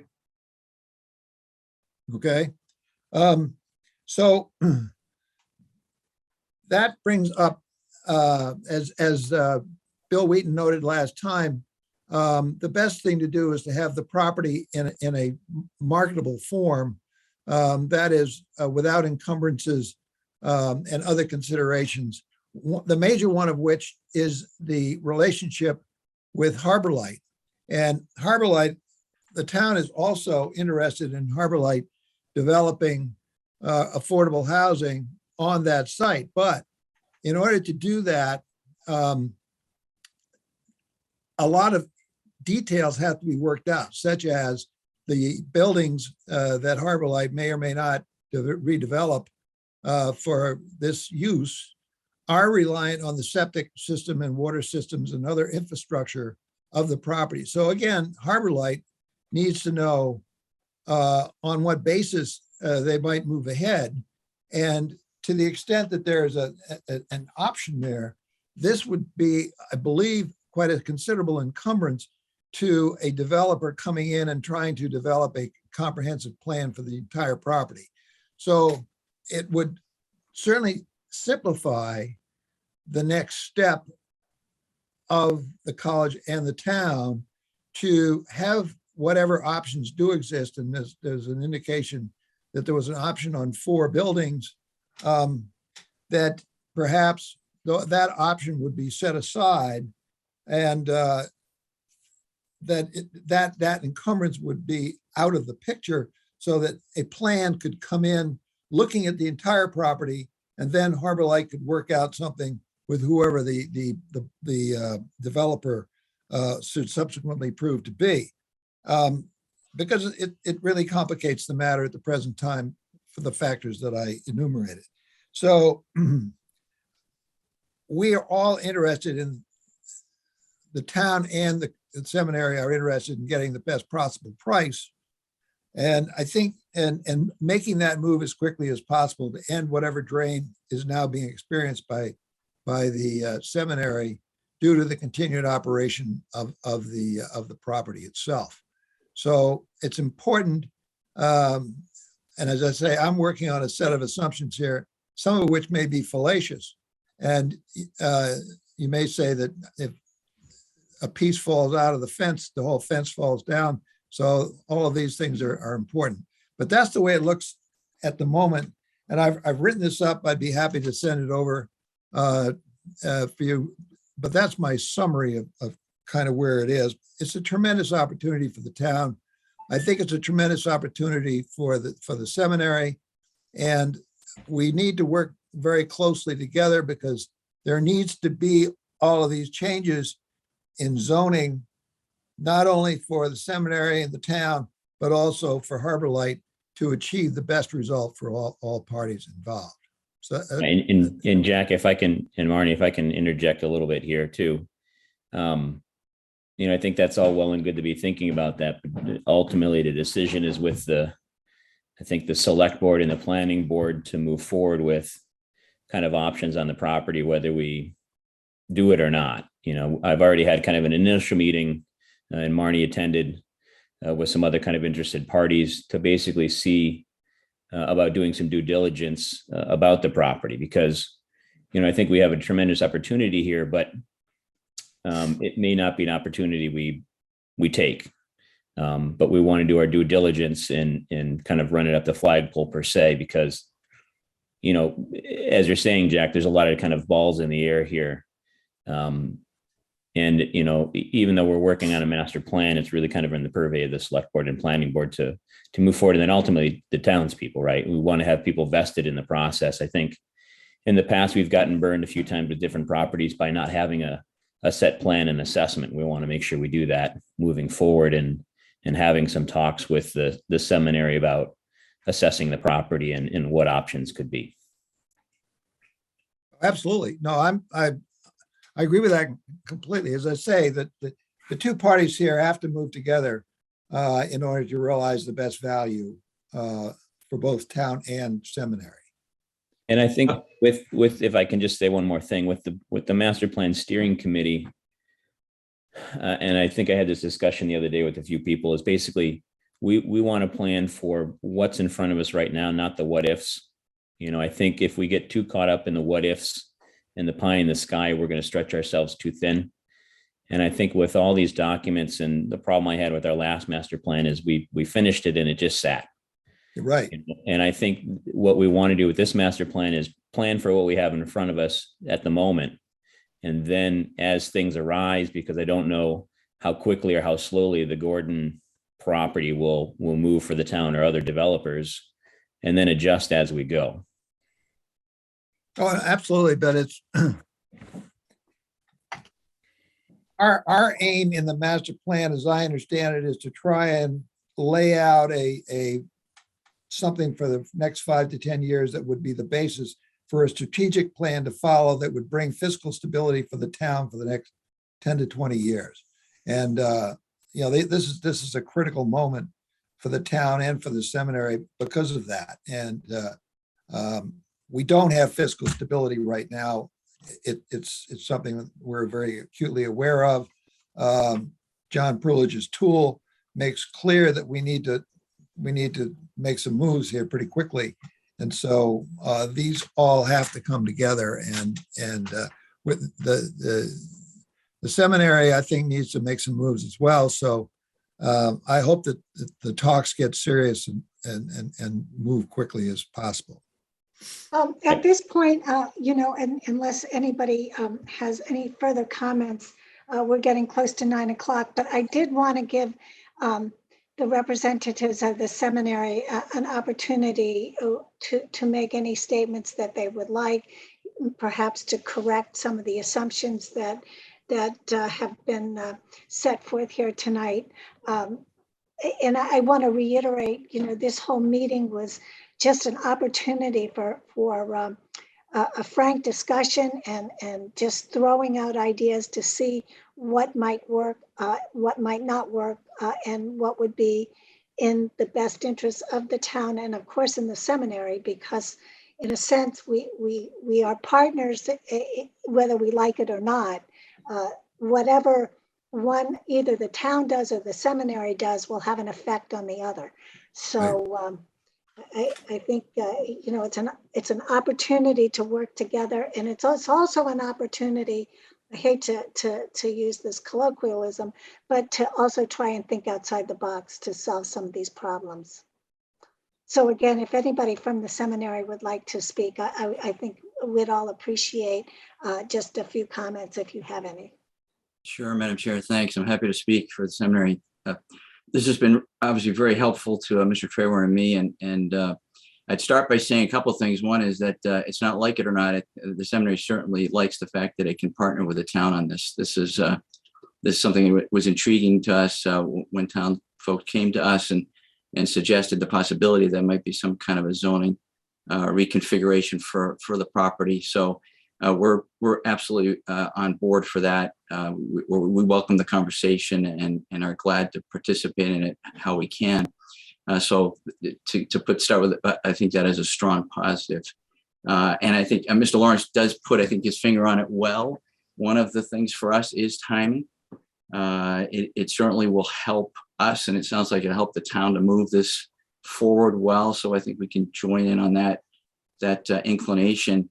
And it'd be too, I can't really speak for the seminary in terms of the form-based code. I think it's very interesting. We've just got to think it through and digest a lot. There was a lot of information that Mr. Duck was provided today. It's obviously something that seems to be working well in some other places. So we just need to be able to digest it. So I should withhold comment on it, specifically.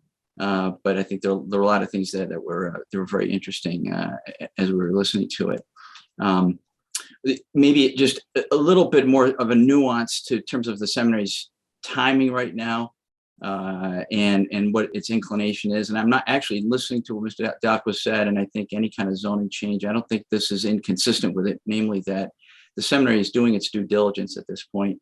And we're definitely underutilizing the seminary property as it is right now. It does look like the trend in terms of distance learning or virtual online learning is moving away from the kind of intensive residential model that has been used in that property over the last 5 decades. Whether that's been eliminated, I don't think that the seminary would say that it is going 100% virtual, or even by looking toward Boston, and that means that those go hand in hand. I think there's going to be a residential component, even if it is 100% in Boston.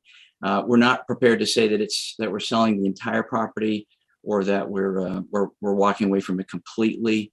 But again, from what I heard tonight, it seems like there could be a mixture of uses there that the seminary could occupy a part of the property if it deemed that was appropriate for it. So we're very welcome. We welcome this. We're ready to move and provide what we can in terms of meeting with people and providing information that we have available. So we're here for that. Great. Yeah, and the Well, potential for. I'm sorry, Joe, I know you indicated you would like to speak with representatives of the seminary. So I think at this point, it might be helpful, for us to continue our discussions with representatives of the seminary. And I didn't mean to interrupt you, Jack. Did you have anything further to say? No, the only other thing I was going to say, that to the extent some of the components now on the cemetery property, those could, by release back proposition, continue to be utilized by the seminary, even if they were located physically in Boston. There's those, it's all part of that negotiation of the sale, and shouldn't hold up the sale, is the only thing that I was just pointing out. Okay, at this juncture, then, I think that we should conclude our discussions unless I have inadvertently not let someone speak. So if anybody has anything further to say. Do you want the status? Yes, I was going to Money? ask you for the status, and you said that Kristen was going to do that. So if we could have just a brief synopsis of that, that would be great. Hello, everyone. Kristen Kasner. So just in kind of where we were, where we are, where we're going in the master plan, we were appointed in the fall of 2021. We started working with Weston and Sampson. We had presence at the Shop Local event. If any of you were down there, and kind of initially had the here we are, we're starting this master plan process. We had a formal event in November, which was very well attended at the middle school. We had quite a bit of comments and feedback from the small group tables that we had at that meeting, and that went very well. It was a very beginning. So far, Weston and Sampson has been working on really existing conditions, what is here in Hamilton, and looking at natural resources and land use, economic development, cultural resources, and historic resources, services and facilities, and transportation. We've had presentations on these existing conditions. Over the winter, there was a little bit of transition within the lead consultant in the team. So we lost a little time there. having it be June now, I think one of the things that we're really looking toward is the Weston and Sampson is looking toward kind of trying to get us to kind of recommendations and goals. And I think the committee, as you guys know, we put the survey out. The survey was kind of, how do we get this out to town meeting, get it out there? We are awaiting the results of the survey. I hope to have we have a meeting on Thursday. Hopefully our consultant will give us some, at least either results or as to when we're going to get those results. And we had a couple hundred, at least from the count that I had last, fill out the survey. We'll have a better count on Thursday when we get an update. But in terms of that outreach to the public, what we want to make sure of is in Emil's presentation of this kind of 1, 2, 3, like beginning, middle, end, and touch points along the way. There is a website for the Hamilton Master Plan. There's a Google Drive with all of the documents in it. And if anyone wants a link to that Google Drive, we can, from these groups, we can certainly provide that. But what is it at that next touch point within public engagement that we're thinking about next, and how do we want to do it in a more diverse way? The summer's obviously a little bit difficult. One of the things that Jack and I were talking about earlier and wanted to present to the committee, just even this upcoming Saturday, community house day of 4 to 9, like how can we be a presence in the community as the master plan officials and those of you that are elected officials to keep this conversation really ripe and going and keep the momentum, because I think those of us were just kind of feeling like kind of going in these ebbs and flows, which is bound to happen, but we really just need to figure out how to keep this conversation on the front of our minds and keep the momentum. And then one of Emil's recommendation was kind of really framing in this kind of protection. What do we want to protect, provide, and grow? What is the character of Hamilton? I think that's a piece that we haven't woven enough through these different segments of the existing conditions, and hope to, as we move toward the recommendations and the actual elements, separate it in a little bit more of a digestible way so it's a lot more implementable, and not sit on the shelf, but really break down into specific tasks, short-term, medium-term, long-term, and not just be kind of a wish list, but if this is the goal, this is how we pave a path to get there. And I think in terms of the things that are going on now, be it the conversation about the schools and the MSBA and the Winthrop School and the Cutler School and the Gordon Conwell Seminary. While I agree that these are kind of things right in front of us that aren't necessarily long-term planning, I think we need to be thinking about those things that are opportunities that may weave into these recommendations that might be in front of us that may then move into a shorter term goal than the longer term goal. So I think we need to be paying attention in all of these bodies, some more than others in terms of what action needs to be taken immediately. And I think that things, whether I think, the town budget and infrastructure and what we have and what we're concerned about, and the MBTA communities and the housing requirements that are coming up. I mean, these are things that are happening. I mean, I think we can all agree that we can't just ignore them and look at the longer term. They are going to play a part in how we're moving forward. So I think as to those things that are really relevant, that are right in front of us, I do think we should be paying attention. But I do think we need to be focusing more on the bigger picture of the holistic plan. And hopefully between the select board and the planning board and the master plan committee, we can be keeping an eye on this whole and creating that balance and priorities. We have finite amount of dollars and finite amount of, capacity within all of us and within town officials. So what do we want to do with that and marching forward? So I think, that's my really big overall goal. I think we're in a good place. The summer's a really good time to really work through all these documents and drafts of existing conditions and understand ourselves what's here. And I hope that as committee members and public officials, we can work through those and educate ourselves so we can really hit the ground in the fall, doing a lot of education and outreach with the public. And if there's summer events, do that through the summer as well. But really, how do we collectively have this conversation at a broader scale than these meetings? Right. Thank you, Kristen. And I really agree with a lot of what you said. Sean, I appreciate that we have to address what's before us, but we are in the last analysis planners, and we have to look more long-term. And when you think of climate change and the ramifications of that, I mean, we can't just look at very short-term issues. We really have to address a bigger picture as things evolve beyond our control, perhaps. So, you know, circumstances always arise that we have to look at. And I think that Gordon Conwell Theological Seminary, that proposed sale, is one such thing that's right before us right now. We can't ignore it. But in putting together a master plan, and then also thinking, as we'll talk in just a few minutes, about amending some of our existing bylaws, which have not been used, and also thinking about form-based plans, we do have to look at a longer term. So thank you, Kristen, for your comments. And at this juncture, I think that we'll move on. Can I interject for just a second certainly, with a comment? Sure. So I guess I'm not saying to be myopic. You know, I'm saying that there's a kind of a calculated way we have to go about it. And I really don't feel comfortable moving forward with any master plan at all in the silo between the master plan steering committee, board of selectmen, select board, excuse me, and the planning board without really relevant and numerous amounts of public input.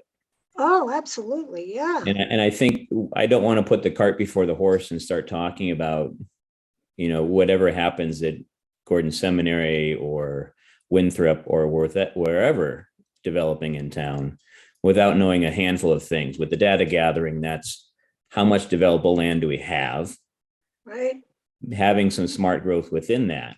You know, we may find out if we survey and do our due diligence that we only can develop 10% of town. So we have to really work at developing that 10% smartly. You know, I don't think with the amount of chapter land we have, conservation land, stuff within the Conservation Commission's purvey, we probably can't develop that much land in Hamilton. You know, I don't think we'll ever turn into a, you know, people often say we don't want to be a Linfield or a Beverly or something like that. I don't think we have that option. Even if we tried to develop every available space, we're probably still at 75% or more open space. So, you know, we have to assess what we have and then have public input on what we want to do with that space that we have. And that's the most important part of the process, is that public input, because, you know, I may want to purchase a section or all of Gordon Seminary, but if we don't get the public buy-in, it's dead in the water. It's, you know, it just won't work. So we really need to pay attention and do our due diligence with the collecting the data to make informed kind of educational things for the public and then getting their input from it. I think you and Kristen are really saying the same thing, because she emphasized public input as well, you know, to get the data from the surveys. And actually, you know, as a new member to the master plan steering committee, you're absolutely right. We have to know what we have before we can think, you know, about what we want to do with what we have and what's feasible. So on that note, I hope I have, you know, crossed that bridge a little bit, you know, between the two comments. We'll just move forward. So I thank you all for your participation tonight on the discussion on form-based codes. And I'd like to explore that further at the appropriate time. But at this point, we have on our agenda a potential discussion, but I'm going to make some comments about this, about rezoning the area involving the Council on Aging and the Public Safety Building. And of course, because there's nothing that's going to happen there in the short term, I think we can postpone a discussion of that to a later date. Similarly, with the MBTA community zoning, again, that's something that does not have to be on our radar at the moment. I think from what I understand from Patrick and Joe, that the smaller communities are pushing back on some of the initial requirements that are set forth in the new provision of the Zoning Act. And so we don't have the final product from the Commonwealth about what will be required. So that again is not something that we need to consider now. And finally, we were going to talk about potential amendments to the stormwater management bylaw and possible amendment to the inclusionary housing bylaw and potentially other changes maybe to the groundwater protection overlay district.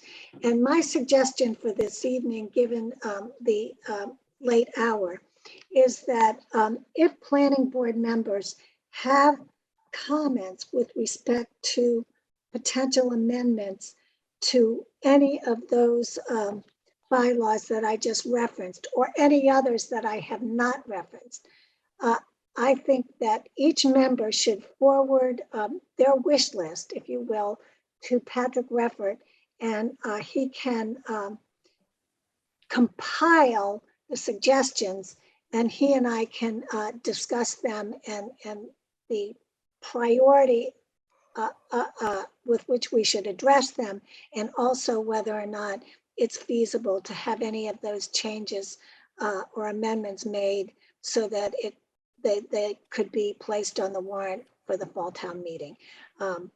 That will enable us to call a halt to this meeting at a reasonable hour. But I urge all members, if they do have particular suggestions, to write them down so that we have really more of an understanding of what the changes could be and how much work it would take to implement them, and whether public hearings would be required and things of that nature. Because it's my understanding we can change the town bylaw without public hearings, but we cannot change the zoning bylaw without public hearings. So there are nuances to all these things. But at this point in time, unless you disagree with me, Jack, I don't. I will entertain a motion to adjourn. As will I. Emil, maybe second. you could do the honors because I can't, because can you're I a second member of you? both. I can't second you, Marnie. No, I can't make the motion and neither can you, but Emil, because he's a member of both the planning board and the master plan steering. Yeah, I committee. seconded twice. Excellent. Well, we didn't All get right. the motion, so we need a motion. You make the motion and then we can all raise our hands if we are in agreement. How's that? Okay. But it having been seconded, I will make the motion that we adjourn. I think that we have, Emil, well, I don't know Okay, that we actually have a motion. I think we I just need the made it. motion to I'll make the adjourn. motion that we adjourn. Okay. Second. It's Second. seconded. Any discussion? Any All in discussion? favor? Raise your hands. Aye. Is it unanimous? Unanimous. It's unanimous. Pat? I'm in. Everybody's in. For adjourning. Well, thank you very Excellent. much, everyone, for a great discussion. I hope everyone feels it was worthwhile. So have a good night. Thank you very Master much. plan as we stand adjourned. Thank you.